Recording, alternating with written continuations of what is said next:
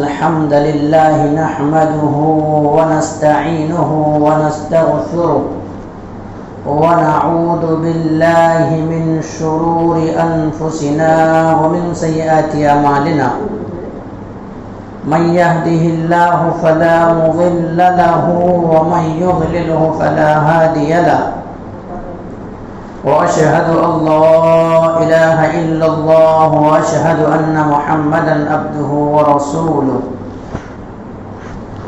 يا أيها الذين آمنوا اتقوا الله حق تقاته ولا تموتن إلا وأنتم مسلمون يا أيها الناس اتقوا ربكم الذي خلقكم من نفس واحدة وخلق منها زوجها وبث منهما رجالا كثيرا ونساء واتقوا الله الذي تساءلون به والأرحام إن الله كان عليكم رقيبا يا أيها الذين آمنوا اتقوا الله وقولوا قولا سديدا يصلح لكم أعمالكم ويغفر لكم ذنوبكم ومن يطع الله ورسوله فقد فاز فوزا عظيما أما بعد وقال الله عز وجل فأعوذ بالله من الشيطان الرجيم بسم الله الرحمن الرحيم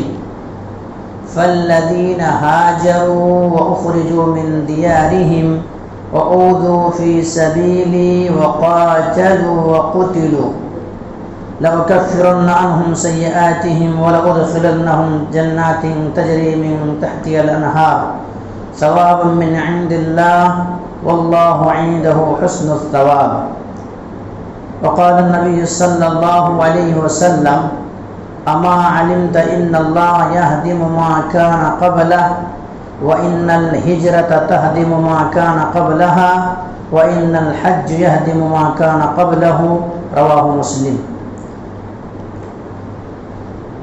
محترم و مکرم، میں نے آپ حضرات کے سامنے خطوہ مسنہ کے بعد قرآن مقدس سے ایک آیت تلاوت کی ہے۔ آیت جو ہے سورہ آل عمران سے ہے اور آیت 190 پر 5 ہے، 190 پر 5 ہے۔ اسی طرح سے آپ حضرات کے سامنے ایک حدیث مبارکہ پیش کیا گیا ہے، وہ صحیح مسلم کے اندر موجود ہے۔ اس مناسبت سے آج میں آپ حضرات کے سامنے بیان کروں گا انشاءاللہ کہ صحابہ کرام رضی اللہ عنہم اجمعین نے دین اسلام کے خاطر، دین کے سر بلندی کے لیے، اسلام کو کونے کونے تک پہنچانے کے لیے، لوگوں کو جہنم کی آگ سے بچانے کے لیے کتنے سارے قد و کاوشیں کیے، کتنے سارے محنتیں کیے، اور ان کی زندگیوں میں کیسی کیسی پریشانیاں آئیں اور ہر پریشانیوں سے کیسے نپٹے اور کیسے ان پریشانیوں کا مقابلہ کیا، اس کے تعلق سے گفتگو کریں گے۔ لیکن اس سے قبل سب سے پہلے یہ جانیں اس رات کی جو فضیلت ہے آپ حضرات کے سامنے تو بیان کیا جا چکا ہے، لیکن میں صرف اس امید کے ساتھ یہ بیان کر رہا ہوں کیونکہ اللہ کا وعدہ ہے وَذَكِّرْ فَإِنَّ الذِّكْرَىٰ تنفع المؤمنین، مطلب کیا ہے کہ نصیحت کرو، نصیحت مومنوں کو فائدہ پہنچاتی ہے۔ کیا مطلب؟ وعظ کرو، تقریر کرو، نصیحت کرو، بیان کرو، اس سے کیا ہوتا ہے؟ لوگوں کو فائدہ ہوتا ہے، لوگوں کو فائدہ ہوتا ہے۔ اور یہ آج سے نہیں، دور صحابہ سے، جب نبی کریم صلی اللہ علیہ وسلم کی مجلس سے کوئی صحابہ کرام رضی اللہ عنہم اجمعین اٹھ جاتے تھے تو ایمان کے اندر ذرا کمی ہو جاتی تھی، لیکن پھر اللہ کے نبی جناب محمد کریم صلی اللہ علیہ وسلم مجلس میں آتے تھے تو ایمان کے اندر بڑھوتری ہو جاتی تھی، ایمان کے اندر زیادتی ہوتی تھی۔ اور اللہ رب العالمین نے بھی یہی قرآن کے اندر فرمایا ہے انما المؤمنون الذين اذا ذكر الله وجلت قلوبهم واذا تليت عليهم آياته زادتهم ایمانا۔ جب اہل ایمان کے سامنے، مومنوں کے سامنے، جن کے دل کے اندر اللہ کا خوف ہے، اللہ کا ڈر ہے، جو کلمہ شہادتین کا اقرار کیا ہے، جن کے سینے کے اندر جنت کا شوق ہے، جن کے سینے کے اندر اور جہنم کا ڈر ہے، ایسے لوگوں کے سامنے جب واعظ و نصیحت کی جاتی ہے، تقریر کی جاتی ہے، تو اس کے ذریعے سے کیا ہوتا ہے؟ یعنی ان کے قلوب کے اندر، ایمان کے اندر زیادتی پیدا ہو جاتی ہے، ایمان کے اندر بڑھوتری پیدا ہو جاتی ہے۔ تو یہ بیان کرنا، واعظ و نصیحت کرنا، یہ بھی ایک اللہ رب العالمین کے ذکر میں سے ہے۔ بیان کرنا، واعظ و نصیحت کرنا، تقریر کرنا، یہ بھی ایک اللہ رب العالمین کے ذکر میں سے ہے۔ اور یہ ذکر کی فضیلت اتنا زیادہ ہے کہ اللہ کے نبی جناب محمد کریم صلی اللہ علیہ وسلم فرمایا کہ جہاں پر بیان کی جاتی ہے، واعظ و نصیحت کی جاتی ہے، وہاں پر آ کر کے فرشتہ اپنے پروں کو بچھا دیتے ہیں، پروں کو بچھا دیتے ہیں۔ اور پروں کو بچھانے کے بعد پھر جب مجلس ختم ہوتی ہے، اس وقت اللہ رب العالمین کی بارگاہ میں یہ فرشتے جب جاتے ہیں، اس وقت اللہ رب العالمین سوال کرتے ہیں، اللہ رب العالمین پوچھتے ہیں کہ میرے بندے کو تم نے کس حالت میں پایا؟ وہ کہتا ہے کہ اللہ رب العالمین تیرے بندے واعظ و نصیحت کر رہے تھے، دین حق کی باتیں سمجھنے کی کوشش کر رہے تھے، قرآن و حدیث کی باتیں ان کے کیا مراجعہ کر رہے تھے اور تذکیر کر رہے تھے اور قرآن و حدیث سمجھنے کی کوشش کر رہے تھے۔ اللہ تبارک و تعالیٰ پوچھتا ہے کہ میرے بندے یہ کیوں کر رہا تھا؟ میرے بندے آخر یہ کیوں کر رہا تھا؟ واعظ و نصیحت تقریر کیوں کر رہے تھے؟ بتایا کہ اللہ رب العالمین اس لیے کر رہے تھے، تیرے بندہ جہنم سے خوف کھا رہا تھا، جہنم سے خوف کھا رہا تھا، جہنم سے ڈر رہا تھا، اور جنت کا متلاشی تھا، جنت کا تلاش کر رہا تھا، جنت کا طلب کر رہا تھا۔ اللہ تبارک و تعالیٰ پوچھتا کیا میرے بندوں نے جنت کو دیکھا ہے؟ اللہ تبارک و تعالیٰ کہ وہ فرشتہ کہتا ہے کہ تیرے بندوں نے جنت کو تم نہیں دیکھا، لیکن ان کے باوجود بھی ان کے سینے کے اندر اتنا زیادہ یقین ہے کہ نبی کریم صلی اللہ علیہ وسلم بتائے ہوئے طریقے پہ موجود ہے کہ جنت ہے، اس لیے جنت کے اوپر یقین ہے، اور جنت کا متلاشی تھا، جنت کو تلاش کر رہا تھا۔ پھر کہتا اور کیا چاہ رہا تھا؟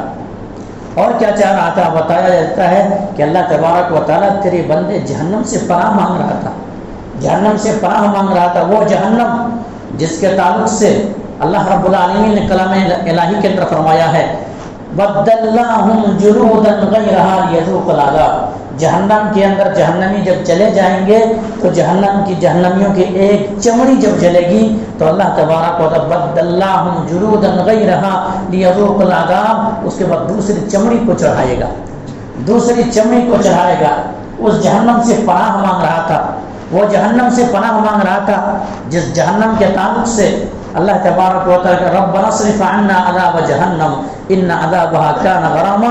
مومنوں کا دعائیں جہاں پہ ذکر کیا گیا ہے کہ اللہ جہنم کی آگ ہم سے دور رکھ، جہنم کی آگ ہم سے پرے رکھ، کیونکہ جہنم کی آگ اتنا خطرناک ہے، اتنا دہشت ناک ہے، اتنا ہولناک ہے کہ جہنم کی آگ چمٹ جانے والی ہے۔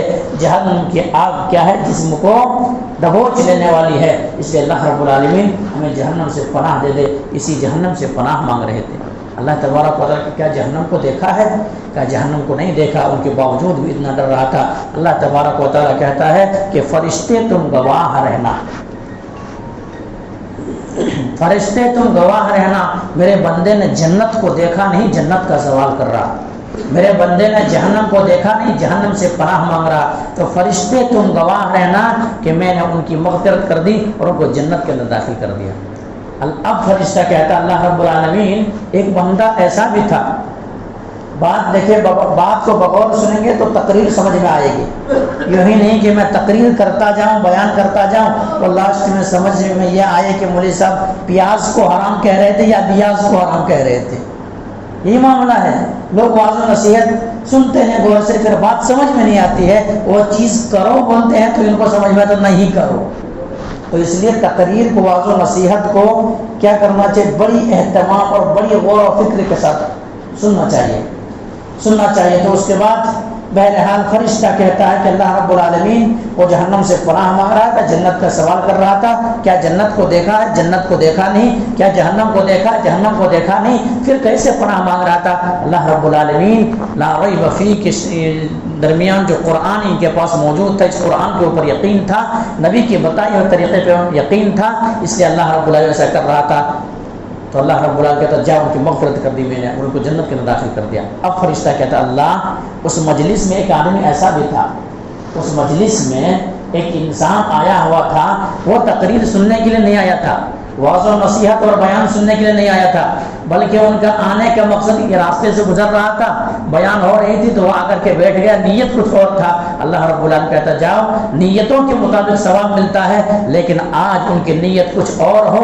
मैंने उन लोगों की मजलिस में बैठने की वजह से, उन लोगों की मजलिस में बैठने की वजह से, वाज़ और नसीहत की मजलिस में बैठने की वजह से कुरान समझने की कोशिश की जा रही थी। नबी करीम सल्लल्लाहु अलैहि वसल्म के नबी करीम सल्लल्लाहु अलैहि वसल्म की बात समझने की कोशिश की जा रही थी, इसलिए मैंने उसको भी माफ़ कर दिया। तो ये ज़िक्र अशकाल जो है, वाज़ और नसीहत की मजलिसों की ये फजीलत है मेरे भाई, वाज़ और नसीहत के मजलिसों की ये फजीलत है। तो मैं बताना ये चाहूँगा, जैसे कि आप लोगों के दरमियान वाज़ और नसीहत किया जा चुका है कि ये रात की बड़ी अहमियत है, हकीकी मानों में हकीकत है, इस बात से इनकार नहीं है, इनकार नहीं है। और जो इनकार करते हैं वो मुसलमान नहीं हो सकता है। बड़ी अहमियत है इस रात की। इस रात की अहमियत क्या है? अल्लाह तबारक व तआला ने इस रात ही के ताल्लुक से कुरान के अंदर एक सूरत नाज़िल कर दी है। उससे बढ़कर के और अहमियत चाहिए हम और आपको?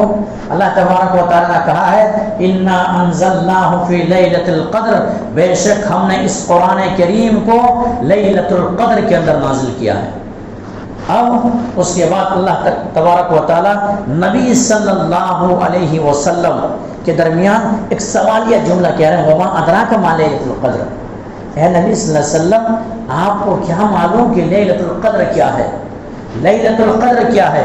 लैलतुल क़द्र खैरुम मिन अल्फ शहर, लैलतुल क़द्र की रात, शब क़द्र की रात, ताक रात की इतना अहमियत है, एक रात की इबादत 1000 महीनों से बेहतर है, 1000 महीनों के बराबर है। अल्लाह तबारक व तआला ने कहा बल्कि 1000 महीनों से अफजल है, 1000 महीनों से बेहतर है। तनज़्ज़लुल मलाइकतु रूह, फरिश्ते का नुज़ूल होता, फरिश्ते नाज़िल होते हैं। तो हत्ता, और ये रात तुलुए फज्र तक रहती है, सलामती वाली रहती है। तो 1000 महीनों की इबादत से अफजल ये रात है, जिस रात के ताल्लुक से अल्लाह के नबी जनाब मोहम्मद करीम सल्लल्लाहु अलैहि वसल्लम ने फरमाया कि उस रात को तलाश करो, उस रात को तलाश करो, 21 को तलाश करो, 23 को तलाश करो, 25 को तलाश करो, 27 को तलाश करो और 29 को तलाश करो। जिनको वो रात मिल गई तो गोया कि एक दिन एक रात है, लेकिन उनकी ज़िंदगी से कितना नेकियां मिल गई? 80 साल, 80 पर 3 साल, 80 पर 3 साल और 4 महीने के बराबर उनको सवाब मिल गया एक रात में। तो इसलिए मेरे भाइयों, इस रात के हकीकी मानों में अहमियत है, हकीकी मानों में फजीलत है, लेकिन वाज़ नसीहत जो की जाती है, बयान जो की जाती है, वो इसलिए किया जाता है ताकि लोग सड़कों पे जाकर के वक्त गुजारी ना करें, ताकि लोग कहीं होटलों पे जाकर के, चहवा खानों में जाकर के वक्त गुजारी ना करें, ताकि लोग मोबाइल के स्क्रीन को देखते हुए या गेम को खेलते हुए वक्त गुजारी ना करें, बल्कि कम से कम कुछ इस रात की फजीलत उनके दरमियान नहीं है, इस रात की फजीलत उनके दरमियान नहीं है, तो कम से कम वाज़ और नसीहत तो सुने, तो इससे भी अल्लाह रब्बुल आलमीन हो सके उनके वाज़ क्या करे, गुनाहों को माफ़ कर दे। इसलिए मेरे भाइयों, ये असल मतलब है, ये असल वो चीज़ है। तो मेरे भाइयों, हम और आपको वाज़ और नसीहत से फ़ायदा होता है, और वाज़ और नसीहत से दिल हमारे जो मुर्दा हो चुका है, वो दिल क्या होता है, दिल के अंदर जो जंग होती है वो ख़त्म हो जाती है। आइए मैं बताऊँ आपको, अल्लाह के नबी जनाब मोहम्मद करीम सल्लल्लाहु अलैहि वसल्लम के एक सहाबी हैते हंज़ला रदी अल्लाह तआला, नाम सुने, हंज़ला रदी अल्लाह तआला अन्हो। हमारे ईमान में अगर ज़्यादती चाहिए तो सहाबा के वाक़यात तक बयान करना पड़ेंगे। अगर सहाबा के वाक़यात बयान नहीं करेंगे तो हमारे ईमान के अंदर बढ़ोतरी कैसे पैदा होगी? सहाबा किराम भी इंसान थे, हम भी इंसान हैं। मेरे भाइयों, आइए मैं बताऊं, अल्लाह के नबी जनाब मोहम्मद करीम सल्लल्लाहु अलैहि वसल्लम के एक सहाबी, ख़वातीन इस्लाम भी बात को गौर से सुनेंगे और इन बातों को याद रखेंगे। कभी मौका महल आए तो अपने बच्चों को भी इन वाक़यात को बताएं और सुनाएं, ताकि सहाबा के मोहब्बत हमारे दिलों के अंदर पैदा हो जाए।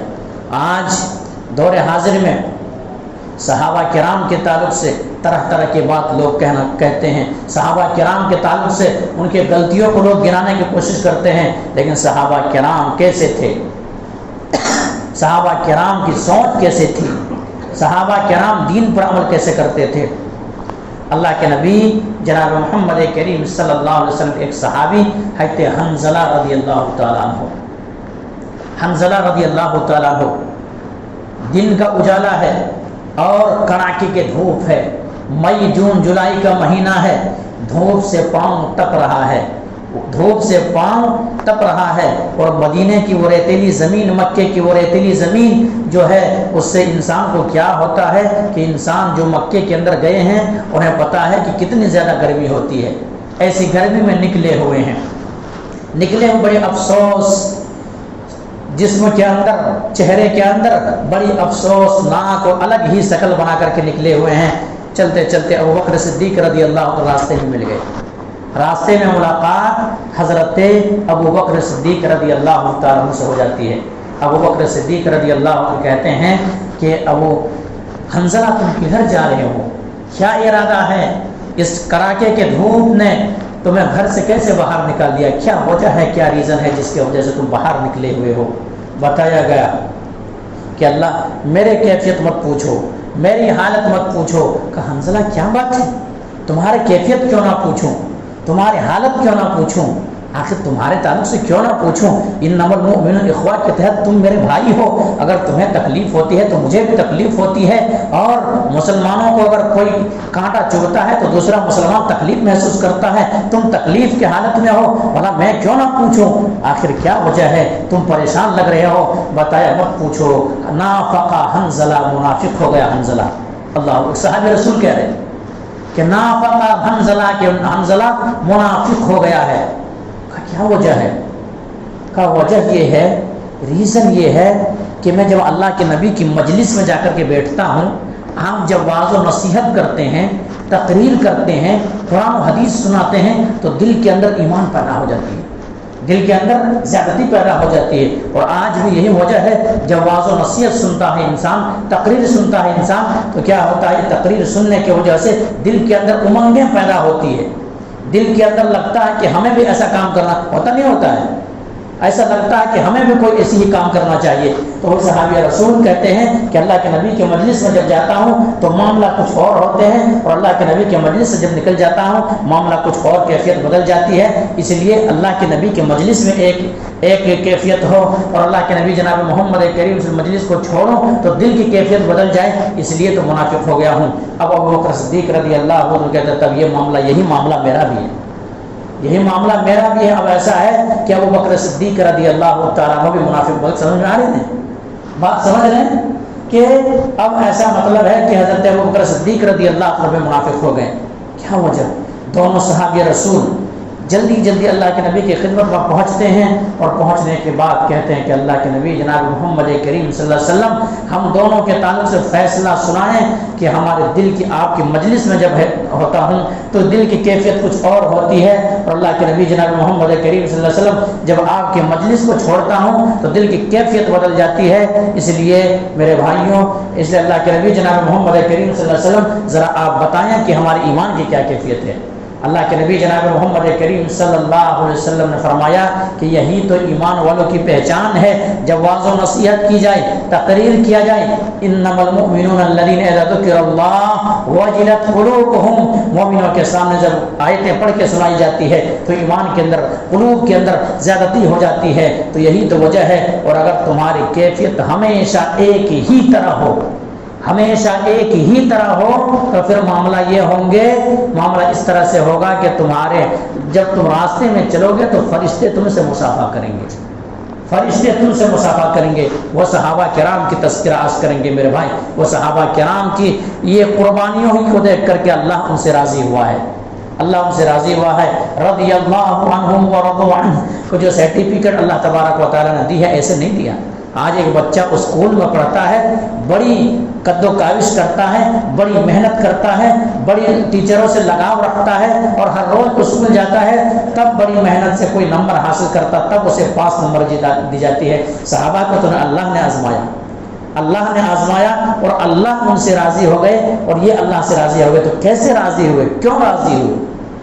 آخر راضی ہونے کا ریزن کیا ہے؟ کیا ہمارے اور آپ کی طرح مسلمان تھے اسی لیے اللہ راضی ہو گئے تھے؟ کہ ہمارے آپ ہی کے جیسا ایمان تھا اس لیے اللہ راضی ہو گئے تھے؟ اگر اللہ نہ کرے اگر ہم اور آپ اس دور میں ہوتے تو ہمارے اور آپ کے نام منافقوں میں لکھا جاتا، ہمارے اور آپ کے نام منافقوں میں لکھا جاتا۔ لیکن وہ صحابہ کرام کی قربانیاں ہیں، انہی کی قربانیوں کو اللہ تبارک و تعالیٰ نے سورہ آل عمران آیت 190 پر 5 میں تذکرہ کیا ہے کہ صحابہ کرام نے کیسے قربانی دی۔ اللہ تبارک و تعالیٰ کا فالذین ہاجروا، جنہوں نے ہجرت کی، وَأُخْرِجُوا مِن دِيَارِهِمْ، اور اپنے گھروں سے نکالے گئے، وَقَاتَلُوا، وہ کیا کیے؟ جنگ کے اندر جا کر کے کود پڑے، لڑے، وَقُتِلُوا، شہید ہو گئے، لَأُكَفِّرَنَّ عَنْهُمْ سَيِّئَاتِهِمْ، اللہ تبارک و تعالیٰ کے گناہوں کو معاف کر دیا، وَلَأُدْخِلَنَّهُمْ جَنَّاتٍ تَجْرِي مِن تَحْتِهَا الْأَنْهَارُ، اور ان صحابہ کرام کو ایسے جنت کے اندر داخل کریں گے جن کے نیچے نہریں جاری ہے۔ ثواب من عند اللہ، یہ ثواب اللہ کے پاس ہے، واللہ عنده حسن الثواب، اور اللہ رب العالمین کے پاس بہتر ثواب ہے، اچھا ثواب ہے، عمدہ ثواب ہے۔ صحابہ کرام کے تعلق سے ذکر ہو رہے ہیں، صحابہ کرام نے کیسی ہجرت کی، صحابہ کرام کیوں ہجرت کیے، کیسے ہجرت کیے؟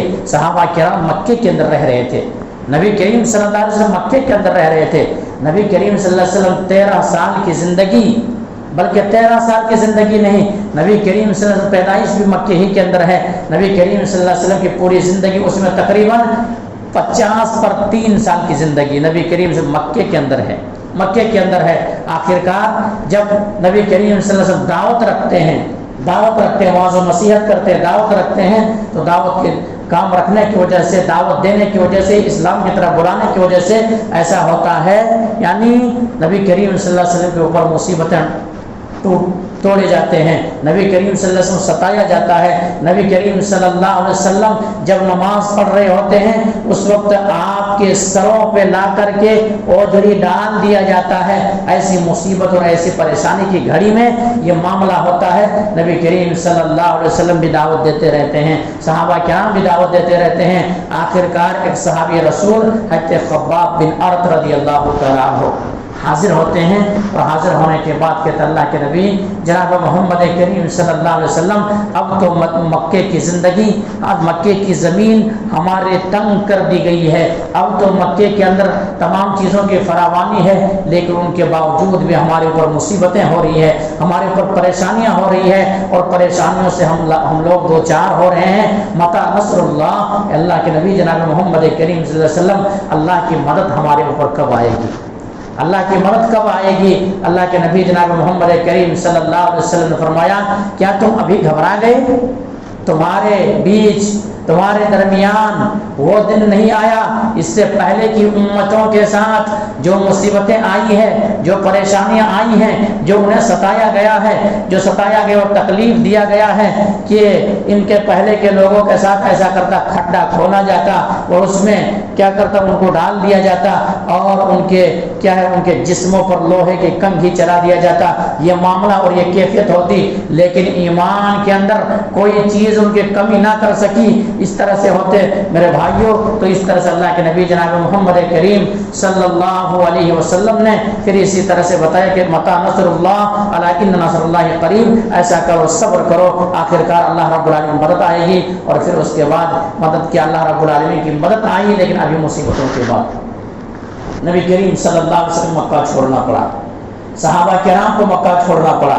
اللہ رب العالمین کا حکم ہو گیا کہ ایسا کرو کہ مکہ کو اب چھوڑ دو، مکہ کو چھوڑ دو، اب یہ مشرکین، یہ کافر اب ایسا ہے زندگی کو تنگ کر دیا ہے، یہ تنگی والے حالت میں نہیں، اب مکہ سے چھوڑ کر کے ہجرت کر کے مدینہ چلے جائے۔ تو یہ ہجرت، اگر کوئی ہجرت کرتا ہے تو ہجرت کرنے کی وجہ سے ایسا ہے کہ ان کے گناہ معاف ہو جاتے ہیں، ان کے گناہ معاف ہو جاتے ہیں۔ یہی وجہ ہے کہ حضرت عبداللہ بن عمرو بن عاص رضی اللہ تعالیٰ عنہ اللہ کے نبی جناب محمد کریم صلی اللہ علیہ وسلم کے خدمت میں آ کر کے حاضر ہوتے ہیں اور کہتا اللہ کے نبی جناب محمد کریم صلی اللہ علیہ وسلم، میں ایمان لانا چاہتا ہوں، میں اسلام لانا چاہتا ہوں، اپنے دست مبارک کو آپ بڑھائیں، اپنے ہاتھ کو آپ بڑھائیں، میں ایمان لانا چاہتا ہوں، میں یہ کافری کی حالت میں زندگی بسر نہیں کرنا چاہتا ہوں، مجھے جنت چاہیے، اور اگر مجھے جنت چاہیے تو ایمان، اہل ایمان والا ہونا ضروری ہے، اس لیے میں ہاتھ کو بڑھاتا ہوں، آپ بھی ہاتھ بڑھائیں، ایمان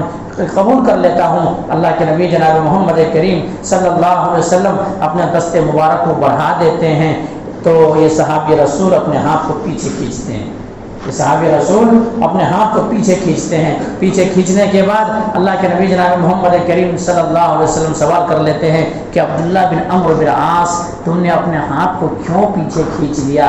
آخر وجہ کیا ہے، ریزن کیا ہے جس کی وجہ سے تم اپنے دست مبارک کو بڑھا رہے تھے؟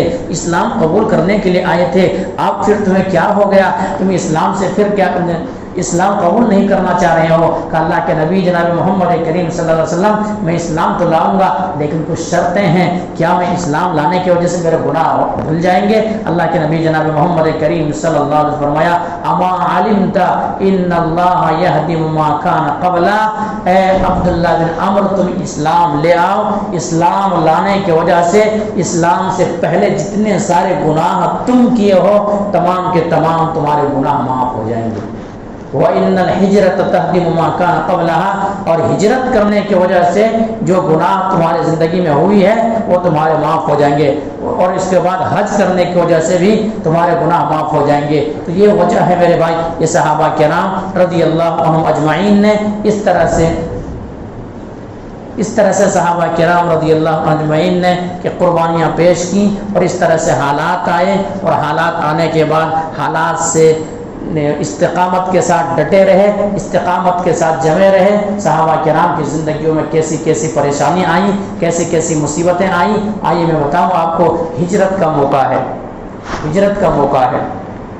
تمام صحابہ کرام رضی اللہ عنہم اجمعین اللہ کے نبی جناب محمد کریم صلی اللہ علیہ وسلم کی خدمت میں نکل گئے ہیں، ان کے ساتھ نکل گئے ہیں، لیکن ایک صحابی رسول نکلنا چاہ رہے ہیں، ہجرت کرنا چاہ رہے ہیں۔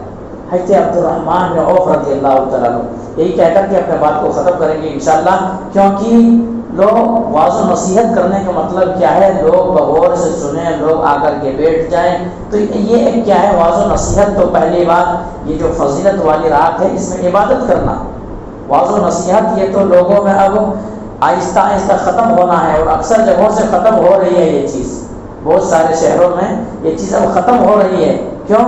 لیکن یہاں واعظ و نصیحت کرنے کا مطلب حکمتاً یہ ہے کہ ہر کوئی لوگ اس طرح سے نہیں ہے جو قرآن پڑھ سکتے ہو یا قرآن جانتا ہو یا نوافل کتنا پڑھے، ایک رکعت پڑھتا ہے، 2 رکعت پڑھتا ہے، تھک جاتا ہے۔ تو تھوڑے بہت لوگوں کو دین کے قریب کرنے کے لیے واعظ و نصیحت کی جاتی ہے، ورنہ یہ واعظ و نصیحت کرنا، تقریر کرنا کوئی اس بات کے قائل نہیں ہے۔ تو میرے بھائیوں آئیے میں بتاؤں، ہجرت کا موقع ہے۔ حضرت عبد الرحمن بن عوف رضی اللہ تعالیٰ عنہ ہجرت کر رہے ہیں، ہجرت کر رہے ہیں، ساز و سامان ساتھ ہے، ساز و سامان ساتھ لے کر کے ہجرت کی طرف مدینے کی طرف بڑھ رہے ہیں۔ ان کے اہل و عیال، ان کے سسرال والے آ جاتے ہیں اور کہتے ہیں عبد الرحمن تم کہاں جا رہے ہو؟ عبد الرحمن آئینہ، عبد الرحمن کہاں جا رہے ہو؟ جانے کا کیا مطلب ہے، کدھر جا رہے ہو؟ بتایا جاتا ہے کہ میں ہجرت کر رہا ہوں، اللہ کے نبی جناب محمد کریم صلی اللہ علیہ وسلم کی خدمت میں جا رہا ہوں۔ تو پھر عبد الرحمن بن عوف رضی اللہ عنہ کہتے ہیں کہ مجھے جانے دو۔ ان کے اہل و عیال آ جاتے ہیں، ان کے سسرال والے آ جاتے ہیں، کہتے ہیں نہیں تم نہیں جا سکتے، تم پیسے لے کر کے جا رہے ہو، مال لے کر کے جا رہے ہو، بیوی بچے لے کر کے جا رہے ہو، تو یہ بیوی بچے جو ہیں یہ ہماری بیٹی ہے، اب تو یہ بیٹی کو چھوڑ کے جانا پڑے، بیوی کو چھوڑ کر کے جاؤ، بیوی کو چھوڑ کر کے جاؤ۔ اسی طرح سے پھر دوسرا معاملہ یہ جو مال کمائے ہو، مال مکے سے کمائے ہو، تو مکہ ہی میں تمہیں چھوڑنا پڑے گا، مکہ ہی میں تمہیں چھوڑنا پڑے گا۔ اس چیز کو بھی چھوڑ دیا جاتا ہے، اور تمام چیزیں ہجرت کے موقع پہ تمام چیز چھوڑ دیتے ہیں، تمام چیز چھوڑ دیتے ہیں، اور پیدل سفر کر کے، پیدل چل کے سفر کر کے کتنا 410 کلومیٹر کا فاصلہ ہے، اتنا چل کر کے مکہ سے مدینہ چلے جاتے ہیں۔ مکہ سے مدینہ جب گئے ہیں تو ان کے پاؤں کے اندر چھالے پڑ گئے ہیں، کس لیے؟ جنت کی خاطر۔ ہمیں اور آپ کو بھی جنت چاہیے، صحابہ کو بھی جنت چاہیے تھا، لیکن صحابہ کرام قربانیاں دی ہیں، ہم اور آپ خالی منہ بولتے ہیں کہ ہم بہت کچھ کر رہے ہیں۔ تو صحابہ کرام 410 کلومیٹر چل کے گئے، پاؤں کے اندر چھالے پڑ گئے ہیں، پاؤں کے اندر چھالے پڑ گئے ہیں۔ جب اس منظر کو دیکھا تو اللہ کے نبی جناب محمد کریم صلی اللہ علیہ وسلم نے کہا کہ اب ایسا کہ عبد الرحمن بن عوف رضی اللہ تعالیٰ پہلے سے ٹوٹے ہوئے ہیں، پہلے سے ٹوٹ پڑے ہیں، ان کے مال چھن گیا، ان کی بیوی چھن گئی ہے، ان کے اسباب چھن گئے ہیں، ان کے سواریاں چھن گئی ہے، تمام ساری چیزیں چھن گئی ہے، اب ان کے پاس کچھ ہے نہیں، نہ تو سر چھپانے کے لیے ان کے پاس گھر ہے، نہ تو ان کے جیب کے اندر پیسہ ہے، نہ ہی ان کے پاس بیوی ہے، اب انہیں جینے کے لیے بیوی کی بھی ضرورت ہے، سر چھپانے کے لیے گھر کی بھی ضرورت ہے، اور مال و متاع کی بھی ضرورت ہے۔ اس لیے حضرت ربی رضی اللہ تعالیٰ عنہ، حضرت عبد الرحمن بن عوف رضی اللہ تعالیٰ عنہ، دونوں کے درمیان بھائی چارہ کرا دیے، بھائی چارہ کرا دیے۔ اب بھائی چارہ جب کرائے تو اللہ کے نبی جناب محمد کریم صلی اللہ علیہ وسلم کے وہ صحابی حضرت عبد الرحمن بن عوف رضی اللہ تعالیٰ عنہ کہ جن کے ساتھ بھائی چارگی کرایا گیا تھا، ربی رضی اللہ کے نبی کی خدمت میں آئے اور کہ اللہ کے نبی جناب محمد کریم صلی اللہ علیہ وسلم میرے پاس 2 بیویاں ہیں، ان کے بیوی چھن گئی ہے، میرے پاس 2 بیویاں ہیں، انہیں کہو کہ ایک نظر دیکھ لے، جو پسند آئے میں یہ قربانی دینے کے لیے تیار ہوں، میں ایک بیوی کو طلاق دینے کے لیے تیار ہوں، عدت گزر جانا دیجیے، پھر یہ شادی کر لے، میری بیوی سے شادی کر لے۔ کتنی بڑی قربانی۔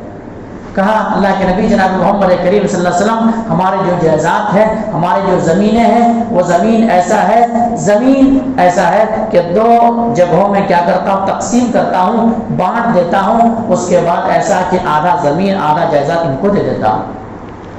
اللہ کے نبی جناب محمد کریم صلی اللہ علیہ وسلم عبد الرحمن ابن عوف رضی اللہ، جو بیوپاری آدمی ہے، انہیں کاشتکاری کرنے نہیں آتا ہے، زمین کس طرح سے، زمین سے پھل کیسے لایا جاتا ہے ان کو ابھی پتہ نہیں، میں سکھاتا بھی کس طرح سے ہل چلایا جاتا ہے، کیسے بیج بویا جاتا ہے، کیسے اناج اس کے اندر اگتے ہیں، تمام میں بتاتا۔ اللہ کے نبی جناب محمد کریم صلی اللہ علیہ وسلم یہ بھائی چارگی کو دیکھ کر کے، یہ ایمانی کیفیت کو دیکھ کر کے مسکرا رہے ہیں۔ عبد الرحمن بن عوف رضی اللہ تعالیٰ کہا کہ میرے بھائی، مجھے تمہارے مال کی حاجت نہیں ہے، تمہارے مال کی حاجت نہیں ہے، تمہارے مال کی ضرورت نہیں ہے، تمہارے تمام ساری چیزیں تمہیں مبارک ہو، تمہاری بیویاں تمہیں مبارک، تمہارے مال تمہارے مبارک، تمہاری زمینیں تمہارے مبارک، مجھے تمہیں کوئی چیز کی حاجت نہیں ہے، ضرورت نہیں ہے، مجھے اللہ کے ذات کے اوپر کوئی امید ہے، اگر آج وہ چھن گئی ہے تو ہمارے پاس پھر سے دولت آئیں گے، کیونکہ اللہ کا وعدہ ہے فَإِنَّ مَعَ الْعُسْرِ يُسْرًا إِنَّ مَعَ الْعُسْرِ يُسْرًا، ہر مصیبت کے بعد، ہر مشکل کے بعد آسانیاں ہوتی ہیں، تو ہمیں پتہ ہے کہ آسانیاں ہماری زندگی میں بھی آئے گی۔ آپ مجھے بازار کا راستہ بتا دیں، اب بازار کا راستہ بتا دیں۔ راستہ بتایا جاتا ہے اور وہ گھی اور پنیر سے بیوپار شروع کرتے ہیں، تجارت شروع کرتے ہیں اور تجارت کے اندر کم ہی دن میں ایسا پکڑ لیتا ہے، مال کے اندر فراوانی ہو جاتی ہے۔ کچھ ہی دن گزرنے کے بعد عبد الرحمن بن عوف رضی اللہ شادی کر لیتے ہیں۔ شادی کر لینے کے بعد اللہ کے نبی جناب محمد کریم صلی اللہ علیہ وسلم کی خدمت میں حاضر ہوتے ہیں، تو حاضر ہونے کے بعد عبد الرحمن کے چہرے پہ کوئی زردی لگا ہوا ہے، اس زردی کو دیکھ کر کے اللہ کے نبی پوچھتے ہیں کہ عبد الرحمن بن عوف رضی اللہ تعالیٰ عنہ، یہ کیا تمہارے جسم، کیا چہرے پر لگا ہوا ہے؟ اللہ کے نبی، میں نے شادی کر لی ہے، میں نے شادی کر لی ہے، کیونکہ وہاں پہ بیوی چھن گئی تھی، بیوی کی حاجت تھی، بیوی کی ضرورت تھی، اور نکاح سے انسان کی کیا ہے، ایمان مکمل ہوتے ہیں۔ اور اللہ تبارک و تعالیٰ کی یہ وعدہ ہے وَأَنكِحُوا الْأَيَامَ مِنكُمْ وَالصَّالِحِينَ مِنْ عِبَادِكُمْ وَإِمَائِكُمْ إِن يَكُونُوا فُقَرَاءَ يُغْنِيَهُمُ اللَّهُ مِن فَضْلِهِ، کہ اگر کوئی شخص نکاح کرتا ہے اس وجہ سے کرتا ہے پاک دامن رہنے کے لیے، تو اگر وہ فقیر بھی ہے تو اللہ مالدار بنا دے گا۔ اللہ کے نبی، میں نے شادی کر لی ہے۔ اللہ کے نبی جناب محمد کریم صلی اللہ علیہ وسلم کہا عبد الرحمن ابن عوف، کیا تم نے ولیمہ کیا؟ اللہ کے نبی جناب محمد کریم صلی اللہ علیہ وسلم نے پھر کہا کہ اول بشاتن، ایسا کرو کہ ولیمہ کرو، غرض کہ ایک بکری ہی کیوں نہ ولیمہ کرو۔ عبد الرحمن بن عوف رضی اللہ عنہ پھر شادی کر لیے اور ولیمہ وغیرہ کیے، آہستہ آہستہ پھر ان کا مال بڑھتے گیا اور بہت زیادہ مال کی فراوانی ہو گئی۔ یہی عبد الرحمن ابن عوف رضی اللہ تعالیٰ عنہ دسترخوان پہ روزے کی حالت میں ہے، دسترخوان پہ بیٹھے ہوئے ہیں، دسترخوان پہ بیٹھنے کی وجہ سے یہ معاملہ پھر ہوتا ہے کہ عبد الرحمن ابن عوف رضی اللہ عنہ قطار رونے لگتے ہیں، گڑانے لگتے ہیں۔ یہ رونے کی کیفیت کو دیکھ کر کے ان کے بیٹا پوچھتا ہے کہ ابو محترم، آپ رو کیوں رہے ہیں؟ رونے کا سبب کیا ہے؟ بتایا جاتا ہے کہ اللہ کے نبی جناب، اس لیے میرے بیٹے، اس لیے میں رو رہا ہوں کہ اللہ تبارک و تعالیٰ نے دیکھو مال کی فراوانی کتنے ہمیں مال سے کتنا نواز دیا ہے، کیسے کہیں ایسا نہ ہو کہ جو میں نیکیاں کر رہا ہوں اللہ تبارک و تعالیٰ دنیا ہی کے اندر سب دے دے رہا ہے اور آخرت کے اندر ہمیں کچھ ملے نا، کیونکہ ہم سے بہتر صحابہ کرام گزرے ہیں۔ حضرت حنظلہ رضی اللہ عنہ جب شہید ہوئے میدان جنگ کے اندر تو ان کو کفن تک نصیب نہ ہوا، یعنی جب ایسی قربانیاں انہوں نے دی کہ اگر جب ان کے سر کو ڈھانکا جاتا تو پاؤں کھل جاتے اور پاؤں جب ڈھانکا جاتا تو سر کھل جاتے، کفن تک نصیب نہیں ہوا۔ آخرکار اللہ کے نبی نے مسئلہ بتایا کہ اس کے گھاس ڈال دیا جائے پاؤں میں اور ادھر سر کو ڈھانک دیا جائے اور اسی حالت میں ان کو دفن کر دیا جائے، تو اس ہم سے اچھے تھے لیکن ان کی یہ کیفیت تھی۔ آج تو ہمارے پاس مال کی فراوانی آ گئی ہے، پتہ نہیں اللہ ہمیں دنیا ہی میں سب کچھ نہیں دے رہا۔ یہ سوچ صحابہ کرام کی سوچ اور ہماری سوچ دیکھیے، صحابہ کرام کو مال آئے تو پریشان اور مال آئے تو الگ سوچنا، لیکن ہمارے پاس مال نہیں ہے یا دیگر چیزیں نہیں ہیں تو ہم اور آپ اللہ رب العالمین شکر کرنے لگتے ہیں۔ تو وہ صحابہ کرام تھے، صحابہ کرام سے اللہ تبارک و تعالیٰ راضی اسی لیے ہوا تھا، رضی اللہ عنہ ورضوا عنہ، اسی لیے سرٹیفکیٹ دی تھی، اللہ تبارک و تعالیٰ سرٹیفکیٹ سے نوازا تھا۔ یہ صحابہ کرام تھے، اللہ ان سے راضی ہو گئے تھے، اسی لیے تو اللہ کے نبی جناب محمد کریم صلی اللہ علیہ وسلم ان صحابہ کرام کے تعلق سے کہا تھا کہ اگر لا تسبوا اصحابی لا تسبوا اصحابی، میرے صحابہ کو گالی مت دو، میرے صحابہ کو برا بھلا مت کہو۔ میرے صحابہ کرام نے جو اللہ کے راہ میں ایک مد یا آدھا مد خرچ کیے ہیں، اگر آنے والی نسل جو ہے وہ تو پہاڑ برابر سونا بھی خرچ کر دے تو اس درجے کو نہیں پا سکتے۔ صحابہ کرام کے خرچ کرنا اس طرح سے، کیونکہ وہ ایمانی کیفیت میں خرچ کیا کرتے تھے۔ تو میرے بھائیوں بہرحال باتیں بے شمار تھی لیکن ان سے اپنے بات کو ختم کریں گے، اللہ تبارک و تعالیٰ سے دعا کریں گے مولا کریم جو بات کہی گئی ہے سب سے پہلے تو ہمارا آپ کو ان باتوں کے اوپر اچھی سمجھ کی توفیق دے دے۔ اس کے بعد بولا کہ ہم تمام مسلمانوں کو جس طرح سے صحابہ کرام کے ایمان تھے، ہمارے ایمان تو ویسے نہیں ہو سکتے لیکن اللہ تبارک و تعالیٰ معیار ایمان جو بتایا ہے فَإِنْ آمَنُوا بِمِثْلِ مَا آمَنْتُمْ بِهِ فَقَدِ اهْتَدَوْا، اگر تم ویسا ایمان لاؤ گے جیسا صحابہ ایمان لائے ہیں تب ہدایت یافتہ ہوگے۔ تو ہم تمام مسلمانوں کو اسی طرح سے ایمان لانے کے توفیق دے دے مولا کریم۔ ہم تمام مسلمانوں کو تو اپنی بندگی کرنے، اپنی عبادت کرنے، آخرت کی تیاری کرنے، جہنم سے ڈرنے اور جنت کے تلاش میں جینے کے توفیق دے دے مولا کریم۔ ہم جو بھی عبادتیں کر رہے ہیں ان عبادتوں کو قبول فرما لے، تقبل یا رب العالمین۔ الحمد للہ رب العالمین، سبحان ربک ما یصفون وسلام علی المرسلین والحمد للہ رب العالمین۔